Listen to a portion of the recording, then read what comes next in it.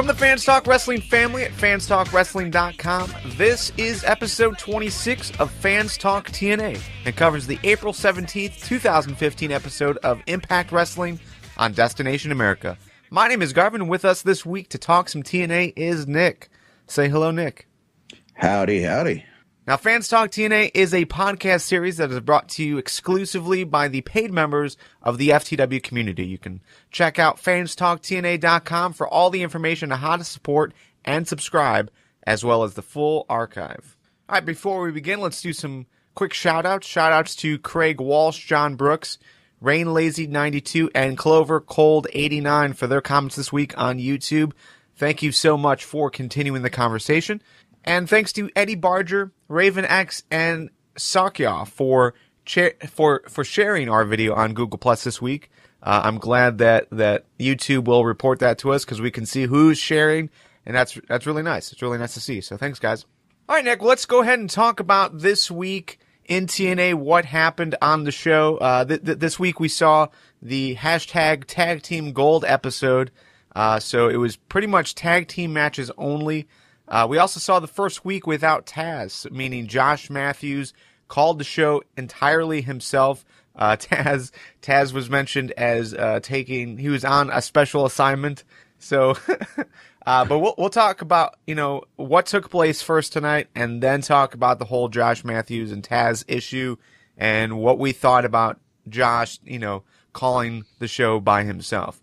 But let's go ahead and start with the World Heavyweight Championship title race. Despite this being a tag team edition of Impact, we did get a few other stories. One of those stories was the World Heavyweight Championship title race. EY basically was the main focal point this week as he came out to open up the show to, or at least open up after the first tag team match. But he basically said that he took out Lashley, and that he earned the title shot, not just a match like as an entrant into that triple threat, but a match overall for a shot at the title. And he wanted to, he wanted to face Angle, and he didn't care if Angle was dodging him. He didn't care who was going to stand in his way. He was going to hurt anyone who stood in his way, just like he hurt Lashley, just like he hurt Bobby Roode, and next he's going to hurt Kurt Angle. What did you think about all of this, Nick? I like the way EY handled things this week. I like the way he's playing with a face turn again.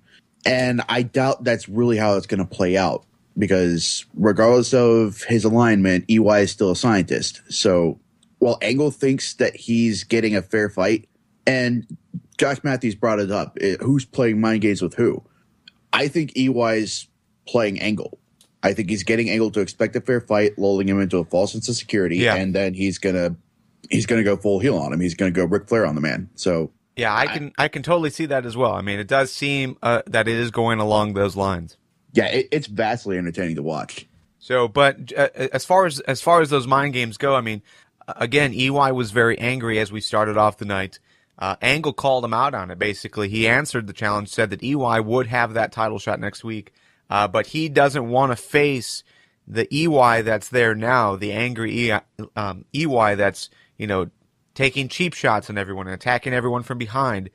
Instead, he wants to face the EY that won the title to begin with. So, yeah, overall, it was basically Angle calling out EY to try to get EY to turn, and we did see that a bit.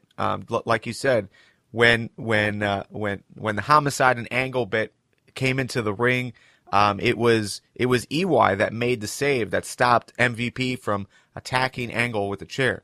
It did look like EY was considering it. He was considering taking that chair to Angle, but at the end of the day, maybe teasing a face turn. I don't know, but only time will tell. But I really like this strange dynamic that they've added to EY. It's really compelling. For sure. So for the first week in a long time, there really wasn't a whole lot of BDC versus the Rising. We did see a little bit of it. It was like a dash of it where at first when it was BDC attacking Angle, the Rising did come out to take out everyone else. So Homicide, Low-Ki and Kenny King, but they left MVP in the ring. So it was nice that they continued it without letting it dominate everything else that was going on, because, like I said, in weeks past, that's been the dominant story. Yeah, I'm glad it's taking a little bit of a backseat, because the Rising took a beating the last time around when Homicide was introduced, and they need a little bit of time to regroup, and I think this is a good move.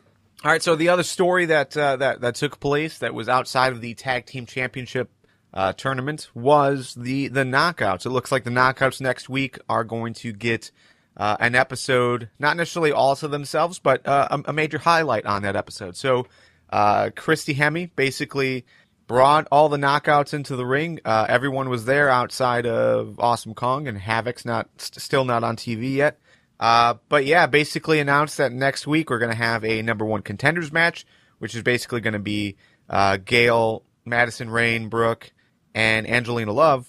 But then you've got the main event of Awesome Kong versus Taryn Terrell for the title. You have the debut of the Dollhouse Productions, or whatever name they're going to go with as far as for their tag team. And then Mickie James. Where she's going to fit in this. Is she going to continue being on the TNA roster? It was sort of implied that, but I don't know. What was your thoughts on this? Do you like the idea of Gail Kim coming back, or where do you see her fitting in? I don't mind her being back. I definitely don't mind seeing her back in the ring. Obviously, Gail Kim is an incredibly talented wrestler, one of the best female wrestlers there's ever been, in my opinion.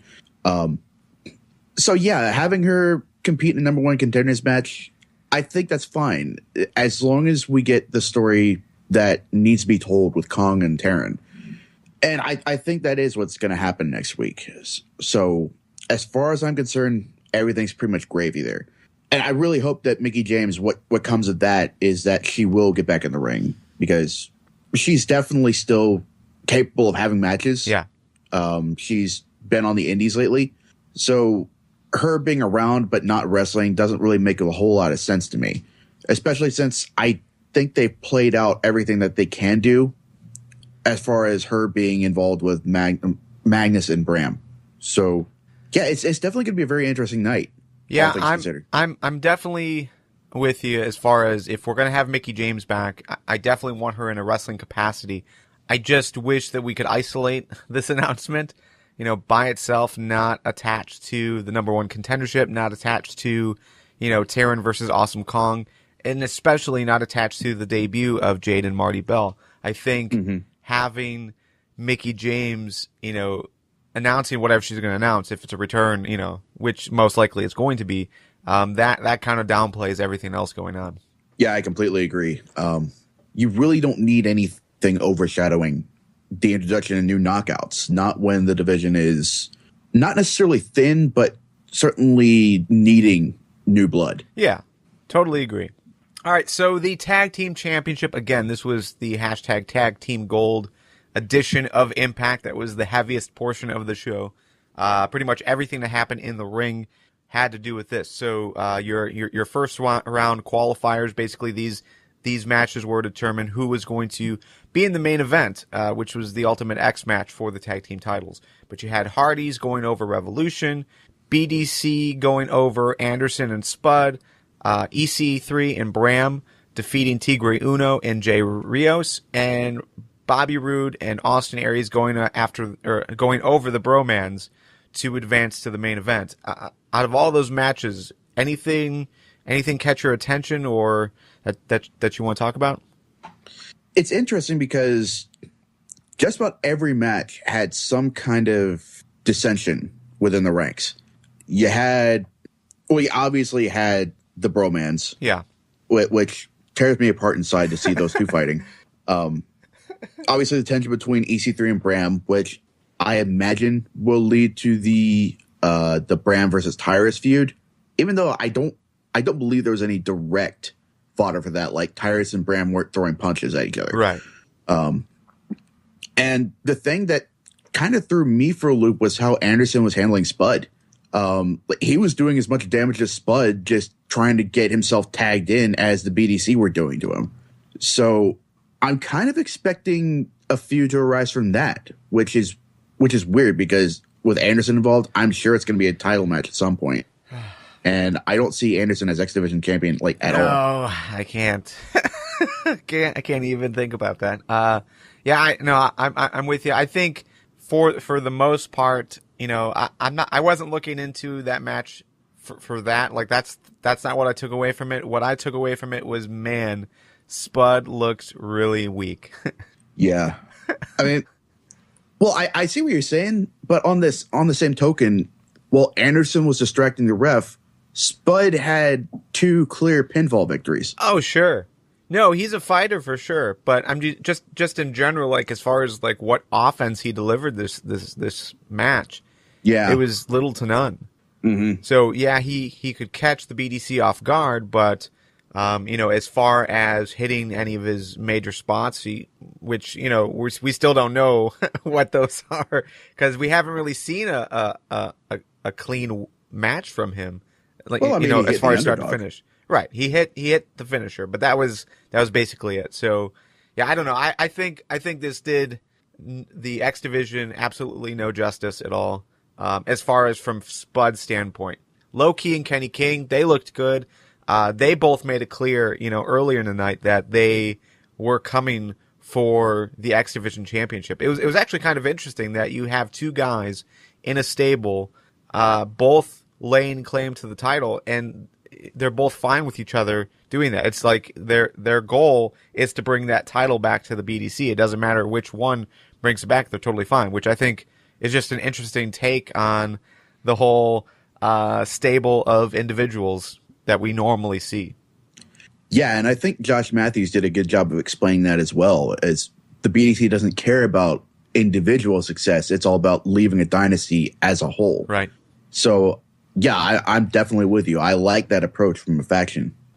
So let's see other things to take away. Storm super kicking Koya being the reason for that match to end the way it did. I think I really I don't know. Like we're back to where we were a few weeks ago, which is the feeling that the Revolution is absolutely worthless. Like this team that he has put together can't handle themselves properly in the ring, and it's him included. Yeah, I mean, at this point, I'm getting the feeling that the Revolution has been put together to cover up for Storm's failings, like mostly within kayfabe, because Storm himself has been absolutely phenomenal as a character, but it's really hard to tell whether this means Koya will be out of the Revolution because Storm did blatantly tell him you're a failure. Yeah, but. I mean, he beats the shit out of Koya all the time, so it's really hard to tell. Yeah, I mean, overall, this has illustrated that James Storm cannot put together a team. These people that he brought in, whether it's Manic or Sonata or Abyss or Koya, it's all been to better them, and that has obviously not been the case. So, if we keep moving forward at this pace, this is not doing anything for me. But if this is just building up to like them overthrowing James Storm and going off on their own kind of thing, I think that would be a nice story. But still, like, what was the point? What was the point of all of that? Because no one has really been pushed at all. Yeah, I mean, not since Sonata went up against Muda and lost. Everything since then's been a downward spiral. Like even Storm and Abyss winning the tag team titles, that had almost nothing to it. Yeah, that seemed pretty lame. So the only other major takeaway from that first part of the night, as far as the first round of this tournament, was the Bromance breakup. I don't know. I mean, I don't think it's official. I think they'll probably try to work out their differences. Mm-hmm. But yeah, it's when this was taking place, I remember me saying, either last week on Fans Talk TNA, or maybe it was over on FTW026 on the main FTW podcast, because we talked about the tag team championships and who was going to be, the team that would have it at the end of the summer. So I can't recall where I talked about this, but I looked at the Bromance as being one of those teams that was going to be around, because you look at the rest of the division and we really couldn't see any of these other teams sticking around for another 4.5 months. But Bromance, Bromance was like my secure deal. Yeah, it's still very possible that they will continue in some form. Like, I imagine DJZ will stick with one of the two, probably Jesse. I could very easily see Robbie E being broken off as a solo guy because he does have that character. Yeah. Well, and just think of all like that the video packages that we saw a few months ago. You know, those happened, and we could easily continue where those left off. They kind of started to imply that sort of thing with Rude and Aries backstage talking up Robbie E. Obviously, you know, in their minds they were joking about Robbie E, but Robbie E could definitely be in that top title picture if they pushed him the right way. You know, I'd actually forgotten about those videos until you brought them up. But I will never forget because those were awesome. Yeah, you're absolutely right. It could be the beginning of a new character, or the reintroduction of a short-lived one, I guess. Yeah, but a character shift. Yeah, there you go. Yeah, it could actually be one of Spud's next contenders, because I want to say he's been X Division champ before. That does ring a bell. Yeah, if he hasn't, he's definitely competed in there. Yeah, he has. Yeah, I don't know. I want to see good things out of Robbie E, and I think they can do it. While I don't necessarily want them to split away, if that's what it's going to take to get Robbie E back to where he needs to be considered, at a title contention level again, I think you have to do it. And yeah, Robbie E held the title in 2010, and I want to say he did it again.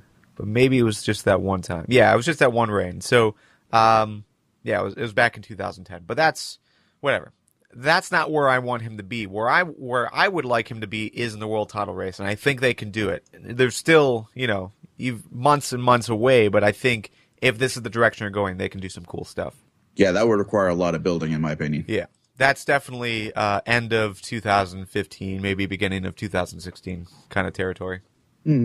So, Hardys won. Let's just get this over with. Hardys are your tag team champions.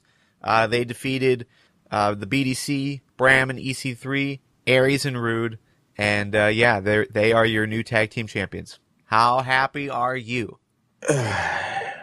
I'm supposed to be happy for them because they're the hometown boys, but a ladder, really? I know they're the Hardys. I know they have to have ladders in every match, but I think the ladder should be off limits in an Ultimate X match. Like, I get that Matt Hardy probably really can't go along the cables like all the way, but it's just cheap. That was the major bone of contention when people were complaining about this on our Facebook group or were tweeting us. That was the one thing that we kept hearing, was that the fact that they used the ladder. That was, I think, that might have been Beanbag's fail of the week. I think he went as far as saying that. And I agree. I don't think it's necessary. But as far as the Hardys holding the titles, I don't think that benefits TNA in any way as far as developing any new teams. The problem, though, that we have is, out of all these guys, who do you really want to see holding the tag team championships? Like, out of these 4 teams, maybe the BDC? But at this point, like, if earlier in the show, I was excited about the idea that Low Key and Kenny King were both going to be going for the X Division Championship. That's what I want to see those two guys doing. Bram and EC3 as a tag team, maybe. But at the end of the day, like, I'm not excited about any of these teams being placed where they're placed. So because of that reason, I'm okay with the Hardys winning. Yeah, out of these 4 teams, it absolutely makes sense for the Hardys to hold the belts, because out of the 4, they're really the only actual tag team. Yeah. And it makes sense in order to build up the next champion, whoever they are, whether it's the Wolves after Eddie gets healed up or another one forms. Like, maybe the BDC gets serious about a tag team title claim, or maybe even the Rising in order to challenge the BDC for it. Like you, I would have been okay with the BDC winning this match, I personally would have even been okay with the Dirty Heels winning the match and having a short little reign. But yeah, Bram and EC3, they're much better as enemies than allies, I think. So yeah, if you have these 4 teams to choose from, it definitely makes sense to have the Hardys win it. Yeah, I mean, for me, out of all the teams involved in this, there was really only one team outside of the Bromance. There's only one other team that I would have been okay being in this spot and taking the titles, and that was the Revolution, because it would have made this whole thing would have made sense. It would have been like worthwhile. So I mean, if I was booking this, that's how I would have done it. Is I would have put the Revolution over. Hardys are good for credibility, but they don't need the titles to carry that credibility. You know, they already have it. They've earned it. So for them to win this, I don't know what that does to the division. It just, you know, puts some big names at the top, but it doesn't necessarily develop anything new. Yeah, the only real value they have right now as champions is for a passing the torch moment. And if it's the Wolves, that's kind of pointless because they've already done that. Right. All right, so Taz is gone from TNA. That wasn't, well, I guess this was official early in the week. I can't recall when Taz said it. Maybe it was like around like Wednesday or Thursday, but he did mention it on his podcast. He couldn't say anything other than he thanked TNA for their time and for helping him continue to get better at his craft. But yeah, overall, Taz has gone from TNA. There's a lot of rumors on why that happened, but I'm not going to jump on the bandwagon to talk about the rumors about pay, because there's nothing substantial that connects the two. Yes, it coincidentally happened at the same time, but I'm more than willing to wait a couple weeks for Taz to say it on the podcast, and then we can really talk about it in depth.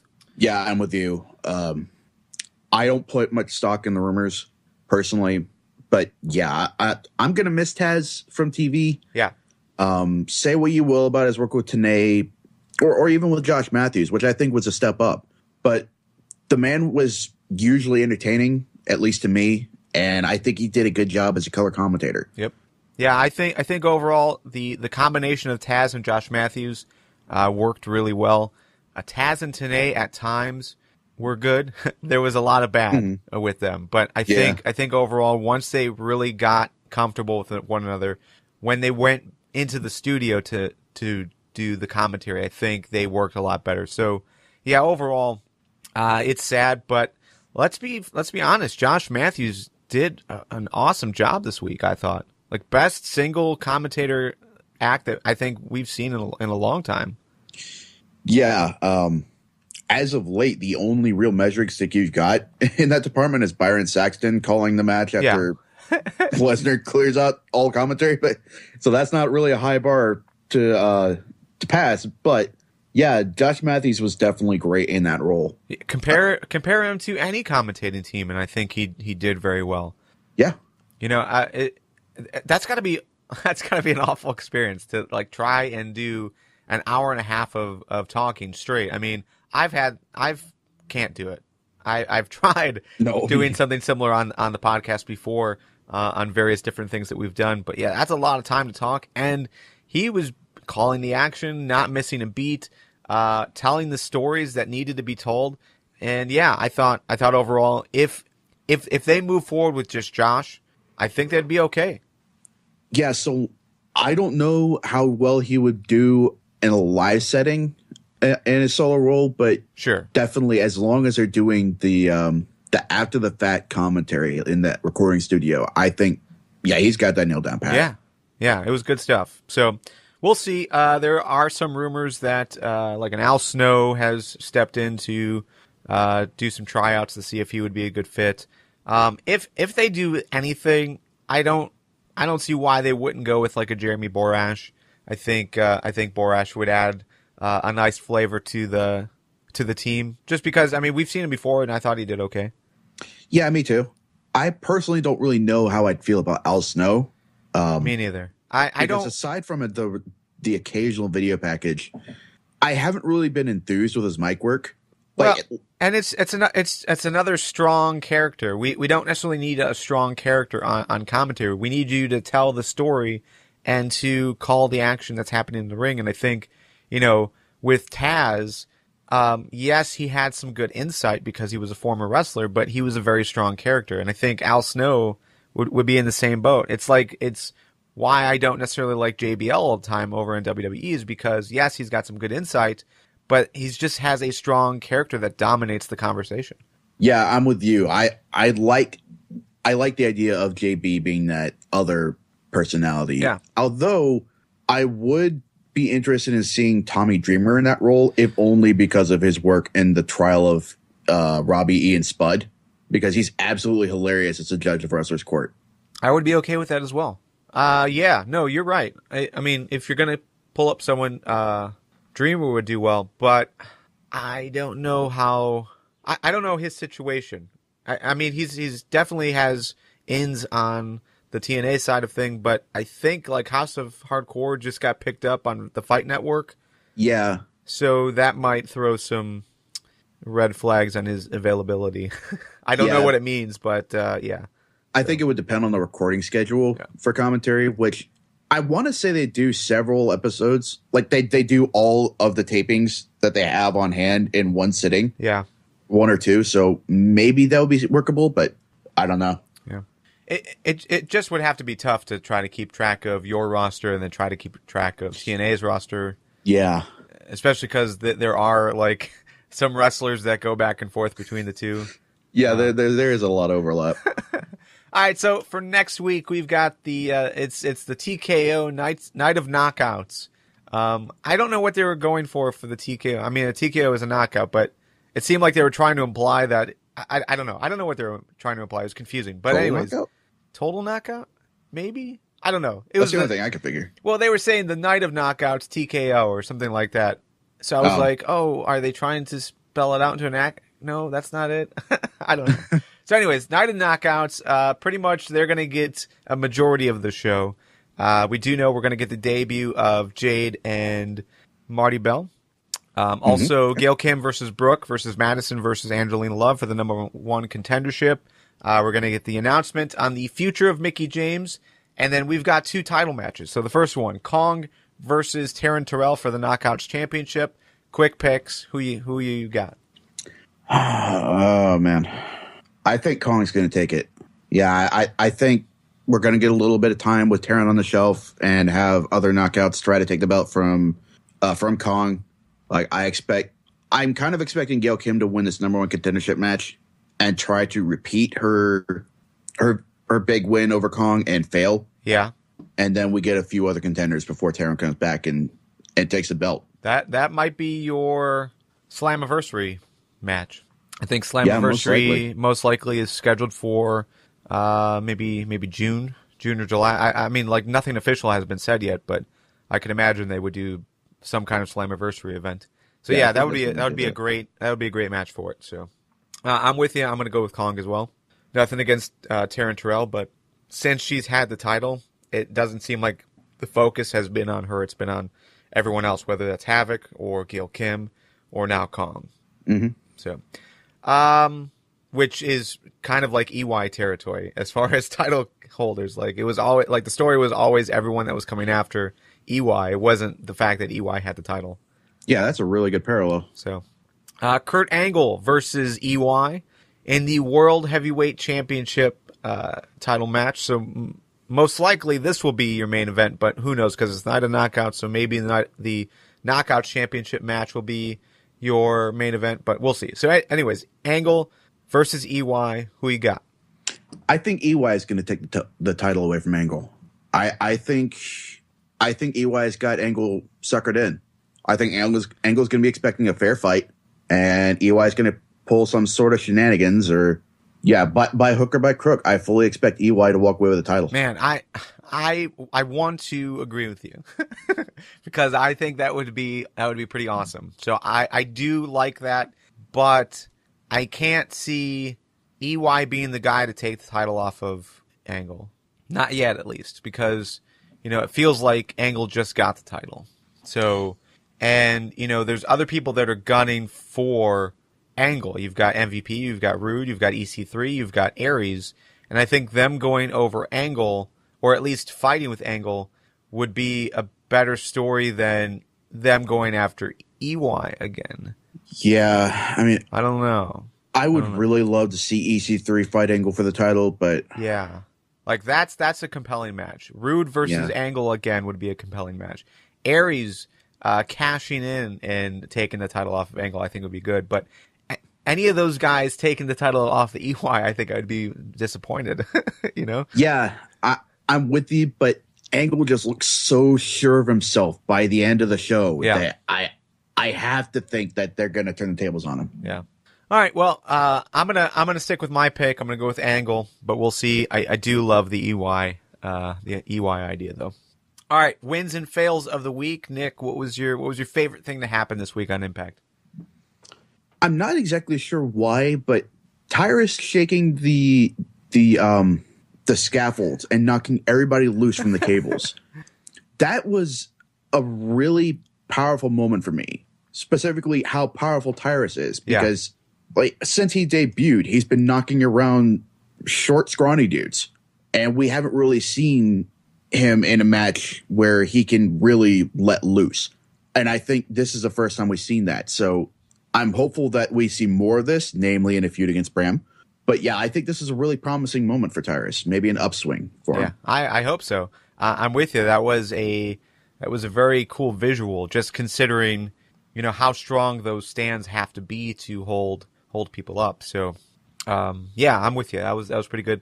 My win of the week is going to go to Josh Matthews. I just thought that he carried the conversation so well from story to story. He really led the show and let the matches speak for themselves at times. So yeah, overall, I thought Josh Matthews did a great job. Seeing that it was like a last minute change for him. Fails. What was your fail of the week? I probably have to go back to the ladder spot. Just Ultimate X it's not about ladders, man. Just leave that out. I don't really have a fail. I thought everything in general was pretty cool. I am kind of disappointed with the Bromance split if it's not leading in the direction that they're going. I'm disappointed with Revolution, but that's an ongoing thing. Like what happened tonight didn't really negatively affect my overall negative opinion of them. So yeah, I really don't have any fails. Final thoughts. TNA does a really good job with these sorts of give one night to a specific division and really highlight them. And I think this was more of the same. I think they did a good job highlighting the tag team division, how valuable the titles can be. And I'm hoping that they do the same next week with TKO. So you just raised a good point. You know, I'm thinking back, like we did seem to have a lot of themed shows in years past. So like you had a show that was mostly X Division related, or like the special Destination X episode of Impact. This week, yeah, it was tag teams. Next week's going to be the knockouts. What do you think about them moving forward, doing stuff like that? You know, you don't necessarily need a heavy show that's pushing the world title because you can do it in these small little doses pretty well. So if they were to, you know, dedicate half of the show to one specific group, like every single week, like the tag team, like the X Division, what do you think about that? Do you like that idea? Do you think they should do that? I don't necessarily know that I want a themed show every week, because it started to get that way when Hogan was around, and then it started again when Pritchard really hit his stride. And it started to get a little old after a while, but in short doses, I think it works really well. Yeah. Yeah. So like one every few months, maybe one every 6 months. Yeah, I think what just didn't work was like open fight night. Yeah. Didn't really necessarily push any stories that weren't already being pushed, or I mean, it just didn't really seem to develop anything that we weren't already getting in some fashion. You had the gut check nights, which I think was like, it could have been pretty cool, but yeah. Championship Thursday got pretty ham-fisted. Yeah, and again, like that's something that we're already kind of seeing. Mm-hmm. So, all right, cool. I don't really have any final thoughts, so let's go ahead and close up. Thank you for joining the conversation once again. If you're listening on YouTube, continue the conversation in the comment section like you guys have been. Some fantastic stuff over there. If you're listening on demand through a podcast player or on SoundCloud, you can reach out to us on Google+, Twitter, Facebook, even on Instagram. Search for FTW Podcast, or you can head on over to fanstalktna.com for all of that information. There you can also get the full archive as well as ways to support us like on our Patreon channel. Again, Fans Talk TNA is where you can get all that information. And if you listen on demand through a service that allows you to leave ratings and reviews, including YouTube, take a moment, leave a like, let people know that this is where they should be talking TNA. See you next week, guys.